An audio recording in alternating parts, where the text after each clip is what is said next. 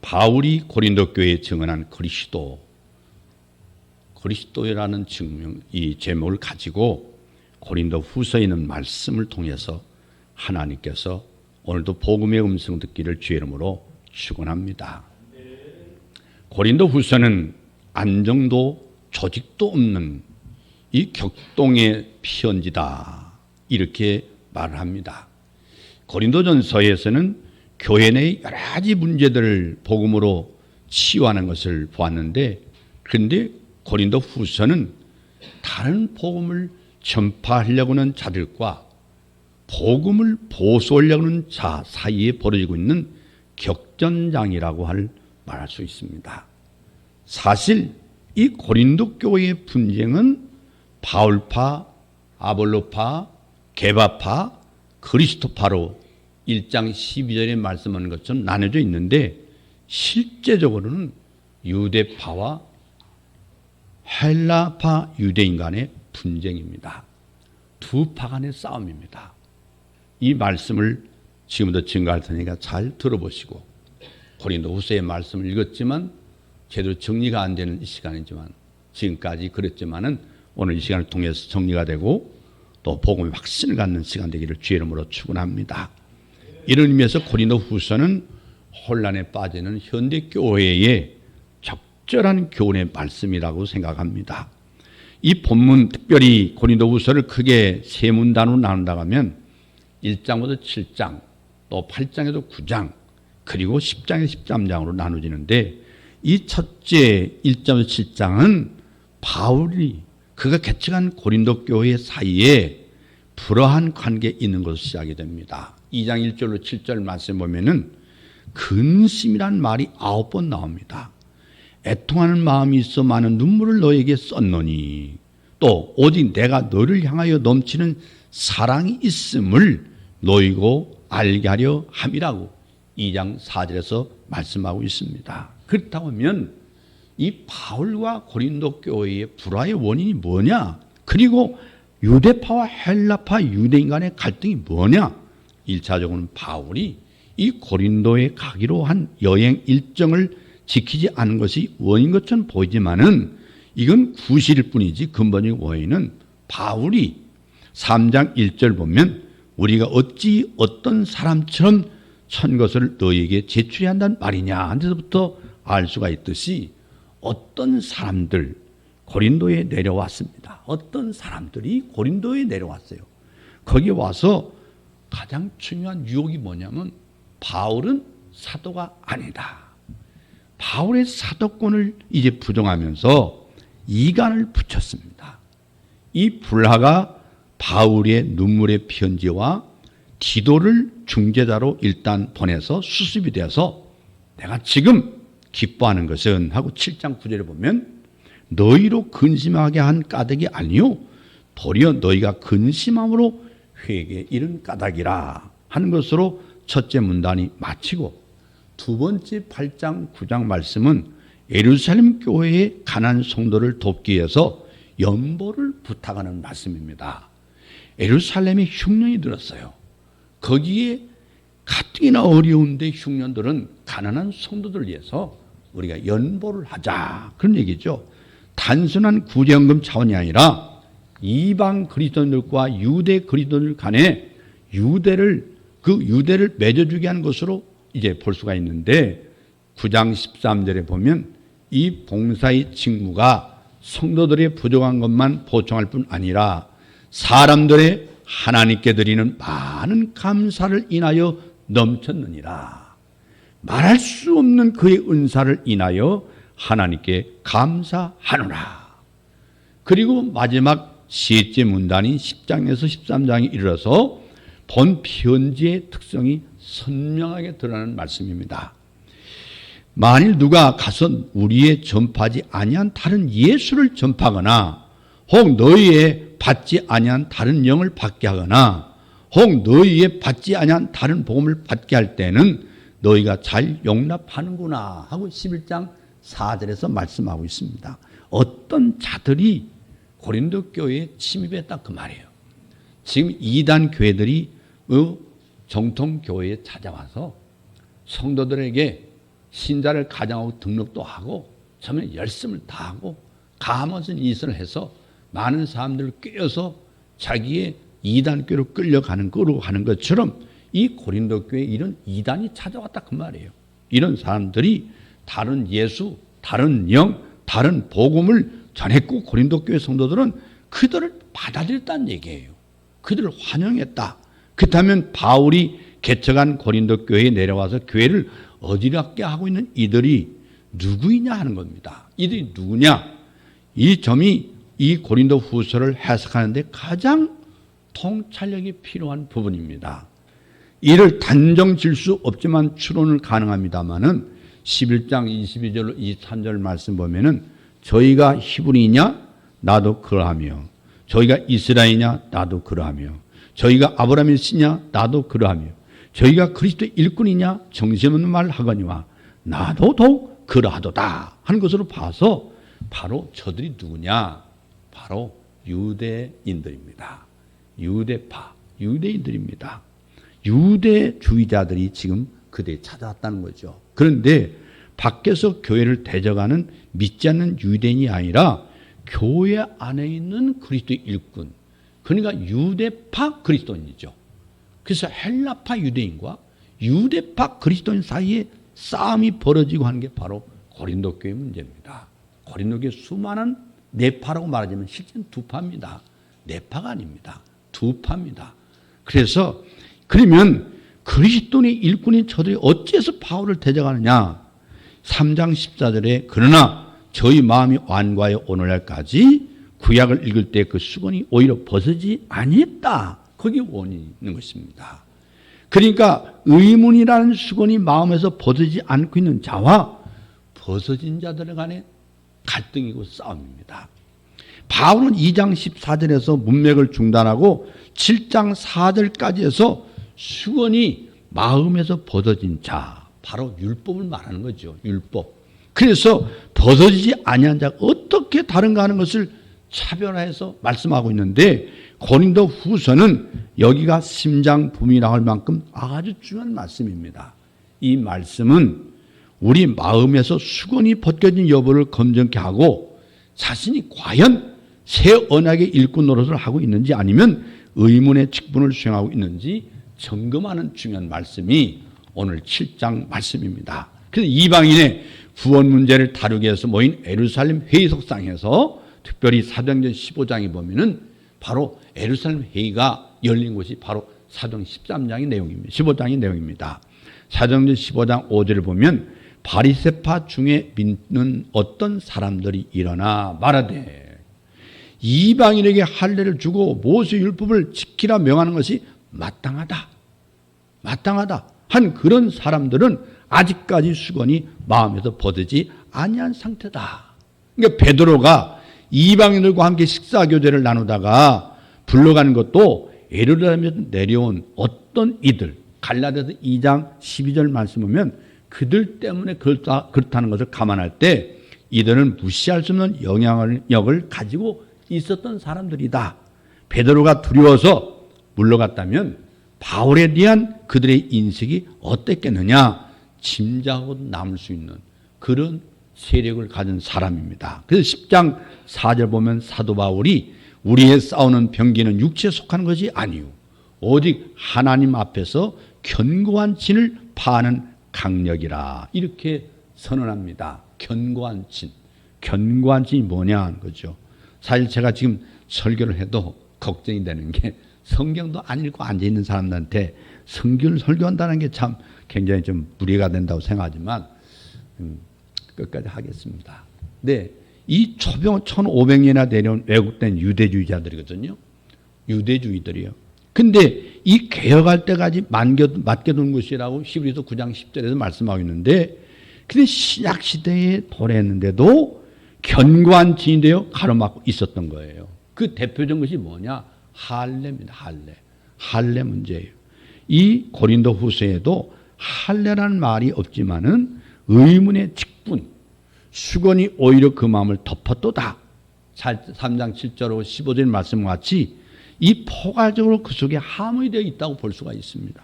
그래서 유대인들이 마치 사활이 걸리는 양 매달렸던 마지막 보루가 뭐냐?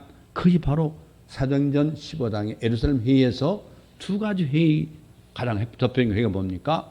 바울이 사도냐는 거고, 두 번째는 할례 문제입니다.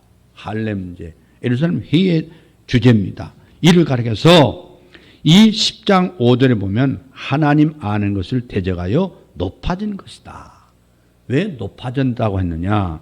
로마서 10장 3절에 보면 하나님의 의를 모르고 자기 의를 세우려고 힘써 하나님의 의를 복종치 아니했기 때문이라고 말씀하고 있어요. 이 말씀을 이해한다고 하면 여러분 지금 복음에 깊이 들어가 있는 거고, 제 말 여기를 지금 이해 못하고 있다면 아직 모르고 있는 겁니다. 저 말이 무슨 말을 하고 있는지 모르는 거죠. 지금 현재 깜깜한 속에 헤매고 있는 거죠. 여러분, 지금까지 수없이 강조했기 때문에 설명하지 않겠습니다.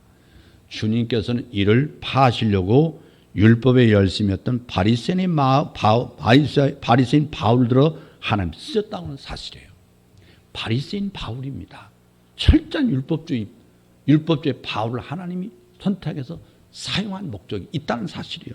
여기서 풀이할 난제가 있습니다.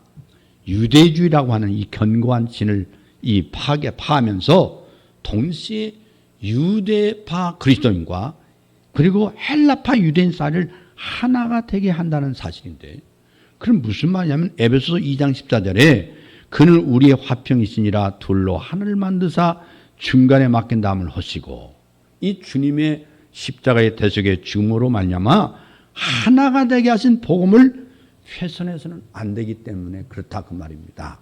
그래서 이를 위해서 사도 바울이 예루살렘을 방문했을 때 야고보의 제의를 받아들여서 율법 준수의 표로 사도행전 21장 17절에 보면 결례를 행하는 파격적인 모습을 우리가 볼 수 있습니다. 이 하나되게 함이 고린도 후서에서는 이 견고한 진을 파는 첫째와 셋째 문단, 아까 말씀드린 대로, 그래서 중간이 8장 9절인데 이 말씀 8장에 보면 이제 너희의 넉넉한 것으로 그들의 부족한 것을 보충함은 후에 그들의 넉넉한 것으로 너희의 부족한 것을 보충하여 균등하게 하려 함이라. 다시 말하면 연보하는 이 구제연금의 당위성에 대해서 지금 바울이 설명하고 있는 것이죠. 여기서 너희와 그들에가 있는데 이건 다름이 아니라 이방인 그리스도인과 예루살렘에 있는 유대 그리스도인을 말합니다. 쉽게 하면 유대파 그리스도인, 헬라파 유대인, 그리고 그냥 그리스도인. 그래서 고린도전서에도 고린도전서 16장 3절 보면 너희 인정한 사람에게 편지를 주어 너희 은혜를 예루살렘으로 가지고 가게 하리니, 이 점을 로마서에서 보면 로마서 15장 27절 말씀에 이방인들이 그들의 신령한 것을 나눠 가졌으면 육신의 것으로 그들을 섬기는 것이 마땅하니라. 자, 이제 각 장에서 나타난 이 두 세력의 갈등을 살펴보겠습니다. 오늘 이 고린도 후서, 고린도 전후서를 통해서 말씀하는 중심 주제고, 현대 교회가, 특별히 한국 교회가 교훈을 받아야 할 말씀인데, 자, 1장의 말씀 보면은 12절에 보면 육체의 지혜로 하지 아니하고 하나님의 은혜로 행함은, 이 말씀의 상대가 누구냐면 육체의 지혜로 행하고 있는 자들을 향해서 하고 있다 그 말이에요. 육체의 지혜는 누굽니까? 율법주의자들이죠.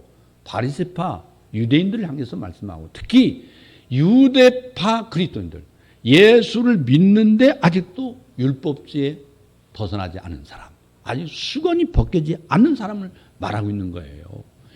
예수 그리스도는 율법의 완성자지, 예수가 오신 건 다시 율법으로 돌아가자는 얘기 아니잖아요. 우리는 율법으로 돌아가면 다 죄인이에요. 우리는 죽었다 깨어나도 구원받을 수가 없어요. 그렇기 때문에 이 문제가 좀 심각한 문제가 된 거예요, 이 교회가. 예, 이 문제가 바로 그렇습니다. 그러니까 예수는 믿는데 아직 유대주의에 빠진 사람도 있었단 말이에요. 율법주의에 빠진 사람들. 예, 그걸 육체의 지혜라고 지금 말하고 있는 거예요. 육체의 지혜. 그래서 이 바울이 복음을 전할 때 고린도전서 2장 1절 보면은 말과 지혜의 아름다운 것도 아니하였다. 이 점을 얼마나 역설하고 있는지 모릅니다. 이 고린도 전서에서 수없이 강조하고 있거든요. 그렇다면 영적 싸움은 뭐냐면 사람의 지혜 대 하나님의 은혜의 싸움이라 그 말이에요. 하나님의 은혜가 뭡니까? 십자가죠. 복음이죠. 그러면 사람의 지혜가 뭐예요? 율법주의자와 복음주의자의 갈등 아닙니까? 그렇지 않아요? 율법이냐 예수냐, 율법이냐 복음이냐, 이 갈등이 계속되고 있단 말이에요, 이 교회가. 그래서 2장에 넘어가면 2장 17절에 한번 다 읽어봐요. 나만 쳐다보지 말고, 나 쳐다봐야 부담되니까 성경 봐요. 2장 17절 시작.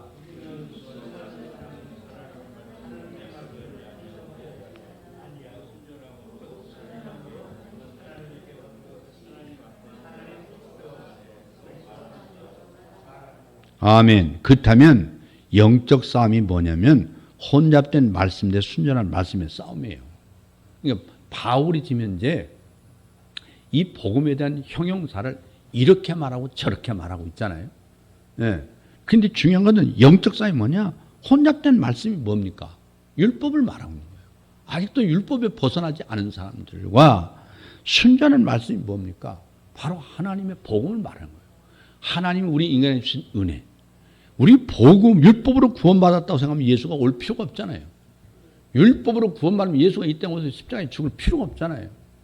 그렇기 때문에 우리가 이 바울이 철저한 바리새인주의 율법주의자인데 하나님은 하필 그 사람을 들어서 복음의 은혜를 깨닫고 십자가를 알기로 주장했던 그는 아직도 수건에 가려서 그리스도 안에 들어오긴 들어왔지만 율법주의에 빠진 그리스도인들과 함께 지금 갈등이 교회에 일어나가지고 교회가 온통 그리스도를 부인하는 지경까지 이뤘다는 말이에요, 이 교회가. 그래서 바울이 이 말씀을 힘있게 증거하고 있는 것이고 3장에 보면 3장 1절에 무엇을 너에게 붙인다고 그랬습니까? 3장 1절에 바로 천것을 너에게 붙이거나, 그러니까 이를 보아서 천것을 가지고 온 자들임을 알 수 있는데, 그런데 14절에 보면 저희 마음이 완고하여 오늘까지 구약을 읽을 때 그 수건이 오히려 벗어지지 아니하고 있다. 구약을 읽을 때 무엇을 봐야 되냐면 예수를 봐야 되는데 구약을 읽을 때 아직도 수건이 가려져서 그리스도를 보지 못하고 있다는 얘기예요. 하나님의 구약을 통해서 그리스도를 발견해야 되는데, 그렇다면 영적 싸움은 수건이 마음에 벗어지지 아니한 자와 벗겨진 자의 싸움이라 할 수 있는 것이죠. 그럼 4장에 가서는 뭐냐? 4장 3절에 만일 우리 복음이 가려웠으면 망하는 자들에게 가려운 것이라. 이게 누가 복음을 가로막는 자 그 말이에요. 수건이 마음에서 벗지 않는 자들 말합니다. 그렇다면 복음의 빛을 가리우는 자와 이를 밝히 드러낸 자 간에는 영적 충돌이 불가피하게 일어나게 된 겁니다. 이렇게, 근데 이 말씀을 하면서 16절 말씀 보면 그렇습니다.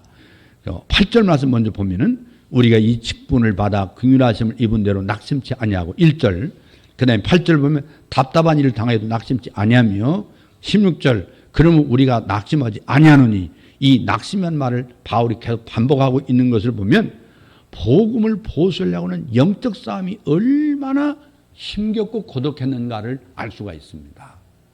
바울이 지금 이방인들에게 복음 전해야 되는데 교회 안에 들어왔는데, 고린도 교회 안에 들어왔는데 율법주의적 유대파 그리스도인과 헬라파 유대인 간의 갈등이 이루어진 거예요.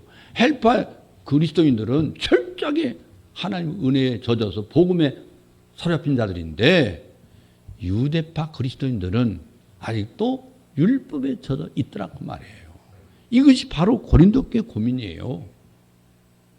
그래서 5장에 보면 바울이 증거한 복음의 내용이 요약되어 있습니다.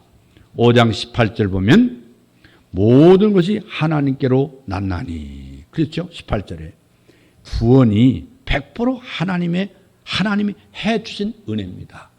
하나님이 해주셨다. 은혜가 뭡니까? 하나님이 해주셨다. 여러분 구원을 누가 해주셨습니까? 하나님이 해주셨다. 하나님이 해주셨다. 아멘. 근데 거짓 교사들은 마치 여기에다가 인간이 무엇인가를 보태야 하는 것처럼 가르치고 있는 거예요. 이게 펠라기아니즘이라고, 펠라기아니즘. 이게 펠라기우스라고 하죠, 쉽게 말하면. 인간의 공로로 구원을 받아야 한다는 것이죠. 다시 한번 율법을 지켜야 구원받는다는 얘기 아닙니까? 율법 앞에는 완전히 우리는 죄인입니다. 율법 앞에는.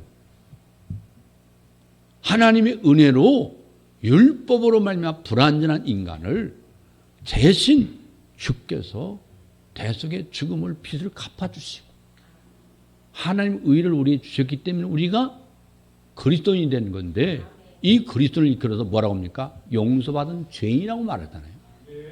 용서받은 죄인. 아멘. 우리는 그렇기 때문에 완전 절대적으로 의인은 아닙니다.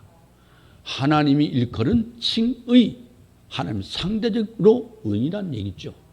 우리는 상대적 의인이에요. 우리는 완전한 의인이 아니에요. 그렇기 때문에 우리는 생각이나 마음이나 행동이 고루할 수가 있습니다. 우리는 죄를 질 수가 있고 실수할 수 있는 것이 인간이에요. 그럼에도 불구하고 하나님의 은혜로 말미암아 우리가 구원을 받았단 말이에요. 하나님의 은혜로. 하나님의 은혜로. 근데 거짓 교사들은 마치 여기에다 인간이 무엇인가를 해야 한다. 그렇다면 다른 복음이 되고 마는 것이죠. 다른 복음이죠. 복음의 본질에서 벗어난 거예요. 자, 21절 보면 19절 21절 먼저 보면 19절에 저희의 죄를 저에게 돌리지 아니하시고 그랬죠? 누구의 죄를? 21절 봅니까? 죄를 알지도 못하신 자로 우리를 대신하여 죄를 삼으셨다. 이것이 대속이죠. 아멘. 이것이 대속이요. 그런데 오늘 대속교리를 도살장의 신학이라고 조롱하면서 도리어 바울을 기독교를 변질시킨 자로 매도하고 있는 이단도 있단 말이에요. 그러면 대속을 통해서 우리에게 베푸신 은총이 뭐냐면 21절에 보면 우리로 하여금 그 안에서 누구 안에서? 그리스도 안에서 하나님 의가 되게 하려 하심이라. 여기서 바울이 나의 복음이라고 말할 정도로 목숨을 걸고 증거한 복음의 핵심이 등장하는데 그것이 뭐냐? 칭의교리입니다. 칭의교리. 할렐루야. 제가 로마서의 말씀 가르칠 때 뭘 하고 말씀했습니까? 복음이 하나님의 의가 나타났다. 하나님의 의가 오셨다. 아멘. 여러분 이 사실을 분명히 깨닫는다면 이 구원 계획에 있어서 가장 난제가 뭡니까? 인간이 전적으로 타락했다는 것이죠. 그리고 전적으로 타락했는데 율법을 지킬 수 있습니까? 그러니까 무능한 죄인입니다. 그래서 하나님 앞에 의롭다면 얻는 것이 어떻게 가능해질 수 있느냐 이겁니다. 어떻게 전적으로 이렇게 타락 썩었다 이 말이 쉽게 말해서 그건 생명이 없어요. 썩어버렸어요. 생명이 없어요. 희망이 없어요. 소망이 없어요. 기대할 수가 없어요. 왜? 완전히 썩어버렸어. 그걸 무능한 죄인이에요. 거기에서 하나님의 의가 나타날 수 있습니까? 나타날 수 없어요. 나타날 수 없어요. 전적으로 타락했단 말이에요. 전적으로. 자, 그렇다면 이걸만 해결되면 우리가 하나님 앞에 나아갈 수 있겠습니까? 없습니까? 나아가는 것이죠. 그럼 우리가 예수 믿는 걸 바라고 예수 믿어야 된다고 생각하는 거예요. 하나님 앞에 나아갈 수 있는 게 중요한 게 뭡니까? 화목이죠. 화목이요. 누구하고 화목해야 돼요? 하나님과. 그런데 이 난제가 그리스도의 십자가의 대속으로 말미암아 그 구속으로 말미암아 가능해졌다. 이것을 한마디로 뭐라고 하는 거예요? 복음이라는 거예요. 이게 가능해지는 복음이죠. 그런데 거짓 교사들은 사람이 의롭게 되는 것이 마치 사람들이 할례를 받고 모세의 율법을 지켜서 의롭게 되는 것을 가르쳤다고 말이에요. 그럼 우리는 여전히 죄인입니다. 우리 다 죄인이에요. 용서받지 못한 죄인이에요.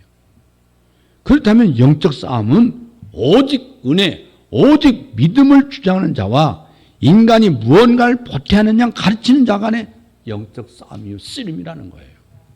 이것이 고린도 교회 병이에요. 고린교에 찾아온 이단입니다. 이단이 찾아왔어요. 그 10장에 보면은 우리의 싸움의 무기는 뭐라고 말하냐면 육신에 속한 것이 아니요 오직 어떤 경관진을 무너뜨리는 하나님의 능력이다 하고 선전포고합니다. 그리고 4절 5절 보면 모든 이론을 무너뜨리며 하나님을 아는 것을 대적하여 높아진 것을 다 무너뜨리고.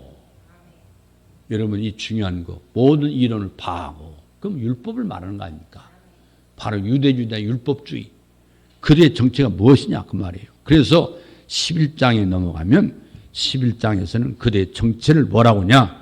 11장 13절로 15절 말씀에 보면 우리 다 같이 함께 읽겠습니다. 11장 13절, 14절, 15절 함께 읽겠습니다. 시작. 사람들은 거짓 사도요 속이는 일꾼이니 자기를 그리스도의 사도로 가장하는 자들이니라. 이것은 이상한 일이 아니니라.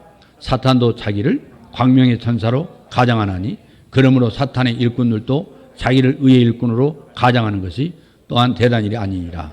그들의 마지막은 그 행위대로 되리라. 아멘. 이게 사탄은 가장의 명수란 말이에요. 가장. 거짓으로 꾸며 그럴듯하게 꾸며가지고 결국에는 우리의 영혼을 파멸시키는 게 사탄의 가장의 가장술입니다. 그래서 사탄은 가장의 명수예요. 13절에 보니까 뭐라고 했어요? 11장 13절에 보니까 그리스도의 사도로 가장했다 했죠. 그렇죠?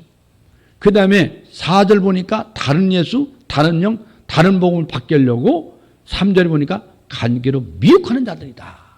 간계로. 그런데 고린도 교회 성도들은 이를 분별치 못했단 말이에요. 그래서 4절에 바울이 막 책망하잖아요. 너희가 잘 용납도 하는구나. 19절에 기쁘게 용납하는구나. 20절에 누가 너희로 종을 삼거나 잡아먹거나 사로잡거나 자과하다 하거나 뺨을 칠자도 너희가 용납하는도다. 한탄하는 거죠. 그건 바울이 얼마나 복음에 대해서 십자가의 복음에 대해서 말씀을 증거했겠습니까? 더군다나 1년 반 동안을 그렇게 가르쳤는데도 불구하고 결국 다시 율법주의로 돌아갔다는 얘기예요. 다시 제자리로. 우리가 뼈를 맞춘다고 뭐 뼈가 아파서 해보니까 저도 처음에는 아팠는데 한 2번 가니까 하나도 안 아파요. 그 사람이 막 누르는데 깜짝 놀라면서 축하합니다 그러더라고요. 그런데 그 다음에 어떻게 됩니까? 제자리로 또 돌아갑니다. 우리가 복음을 통해서 율법에서 우리는 영원히 정죄받아 죄인인 것을 하나님께서 그리스도의 은혜로 하나님의 의를 우리에게 주셔서 우리를 바로 고쳐놓으니까 이게 예수대로 돌아가 다 율법대로 돌아가 버린 거예요. 이 율법 돌아가 버렸어요. 똑같은 얘기예요. 자, 12장에 넘어가면 그렇습니다. 12장 11절로 12절 말씀에 시작. 내가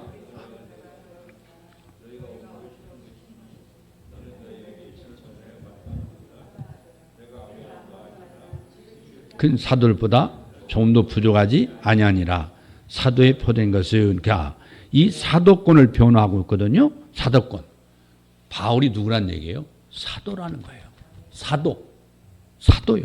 그래서 어느 거짓 교사들이 바울을 자칭 사도라고 하는 자로 여겼단 말이에요. 그래서 변론하고 있는데 바울이 자신의 사도됨을 옹호하려는 것은 자신의 명예를 위해서가 아닙니다. 자, 중요한 말씀이거든요. 뭐냐면 사도의 권위가 무너지게 되면 바울이 전한 예수 그리스도의 십자가의 복음 자체가 훼손되는 게 분명하단 말이에요. 이걸 염려했어요. 바로 이 점이 사탄이 노리는 괴계입니다. 사탄. 그래서 그들은 도리어 바울을 16절에 괴계로 너를 취하도다. 또 오히려 거짓 사도로 몰아세웠다는 그 말이에요. 누구를? 바울을. 그래서 이로부터 하나님의 교를 지키기 위해서 11장 2절 3절 보면 뭐라고 말씀하냐면 내가 하나님의 열심으로 너희를 위하여 열심 내노니 내가 너희를 정결한 처녀로 한 남편인 그리스도께 드리려고 중매함이로다. 뱀이 그 간계로 이와를 미혹해 하는 것 같이 너희 마음이 그리스도를 향하는 진실함과 깨끗함에서 떠나 부패할까 두려워하노라. 두 세력이 오늘 현대교회에서 보수냐 진보냐 극명하게 대립하고 있는 것처럼 뿐만 아니라 복음주의자라고 말하면서도 수건이 마음을 덮고 있어도 복음보다는 오히려 교훈을 강조하고 있는 그런 설교자들이나 신학자들이 있단 말이에요. 윤리는 복음 안에 들어있어야 되는 거예요. 도덕과 윤리는 복음 안에 들어있어야 돼요. 윤리를 복음에서 분리시키면 율법이 되어서 정지하게 됩니다. 그래서 복음의 빛을 가려고 기쁨과 자유함과 감사와 감격을 덮어버리는 수건으로 둔갑을 하고 만단 말이에요. 그래서 복음을 떠난 윤리는 아무런 능력을 발휘할 수가 없습니다. 복음을 떠나면 복음이 없는 도덕, 복음이 없는 윤리, 이것은 복음이 아닙니다.